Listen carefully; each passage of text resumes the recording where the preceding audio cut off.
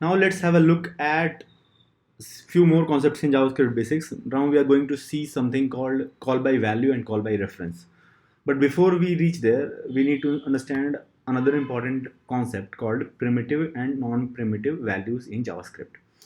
So till now, we have seen a lot of values in JavaScript like string, boolean, number, all those things.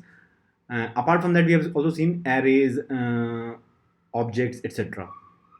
So the thing is that a primitive value represents the lowest level of data representation in JavaScript. For example, number, string, boolean, undefined, null, these values are at the lowest level. Like there is nothing below this, right? For example, array can be considered a collection of numbers or collection of numbers and strings combined or something like that. But there is no lower level of representation of data in JavaScript than these things, right? And that's why these are called primitive values. Now, the example of primitive values can be simply any number, any string, any boolean, undefined, null. These are the examples of primitive value. Now, there is an important concept in primitive value that is called mutability and immutability, right? So we will cover that next. But before that, let's see what is primitive and what is non-primitive data. The primitive values we have already defined. Now, any type of value which is not a primitive value is called non-primitive value. For example, numbers, strings, booleans, undefined, null. Other than these things, and there are a few more like basic things like big int or all those things, but we will not discuss that right now. But something which are a sort of a complex representation of some primitive values, they are called non-primitive data and non-primitive values. Examples of those are arrays, object, functions. These are non-primitive values. Okay, so for example, this array 1 2 3, this is not a primitive value, this is a non-primitive value. This object is a non-primitive value. This is a function, right? So function is also a non-primitive value. This is an expression which evaluates to a function, so that is also non-primitive value. Now I was talking about immutability recently, right? So a primitive value in JavaScript is immutable, which means that it cannot be changed. Now you might say that, okay, when I do let a is equal to hello and then I do a is equal to hello world, then isn't it that I have changed hello to hello world? No, actually you have not changed hello to hello world. What are you doing is that you have created a hello string and then that thing is assigned to a. Now a variable refers to that string. Now since this hello is a primitive value, it cannot be changed. So when you do something like a is equal to hello world, then basically you are creating a new string altogether and then you are assigning it to a. You are not modifying this hello. So this hello string was whatever in the memory, that has not been modified. A new string altogether has been created. Now here it might look obvious that yeah, definitely I can see that a new string is created, but it is also it also holds true at any other place. So for example, here let's say you say hello and then you do something like a is equal to a plus world. Let's say you are doing something like this, right?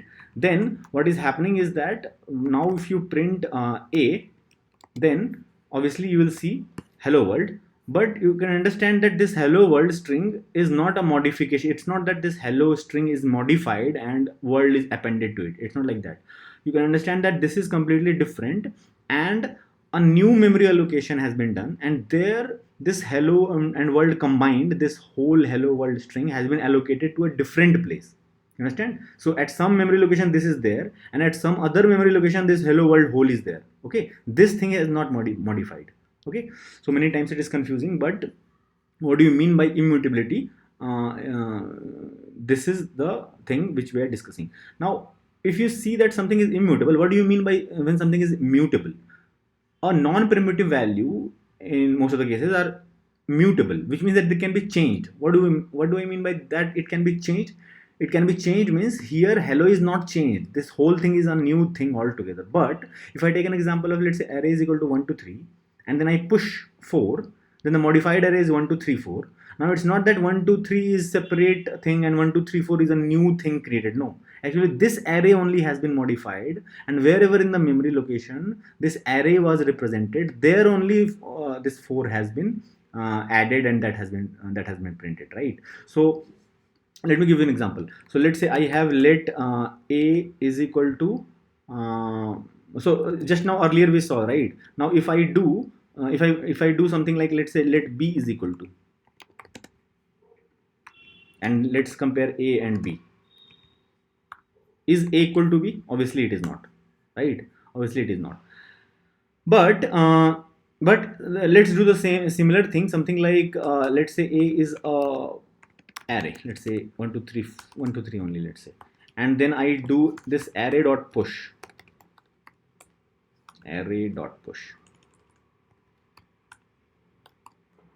and let's insert 5, right? Then if I print a, then obviously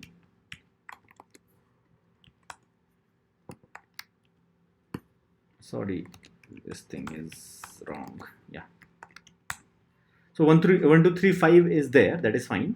But let's see this thing.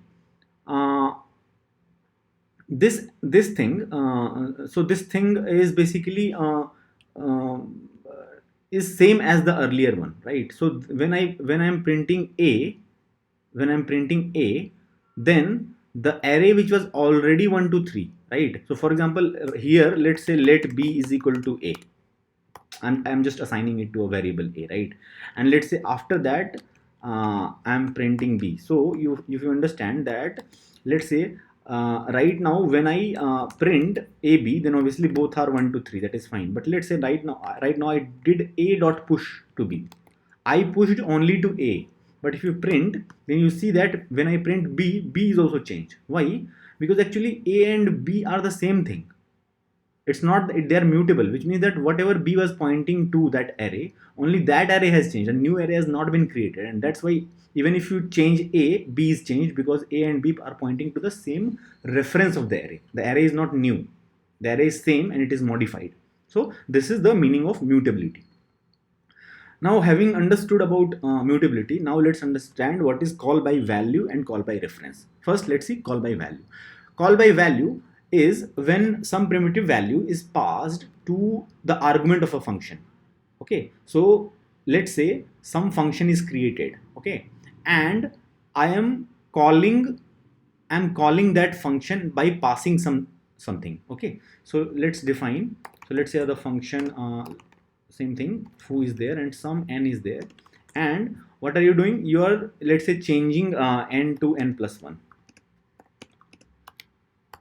Okay, and we are printing n, and outside let's declare some value, let's say num is equal to 10, and let's call this foo with num, and then let's print num.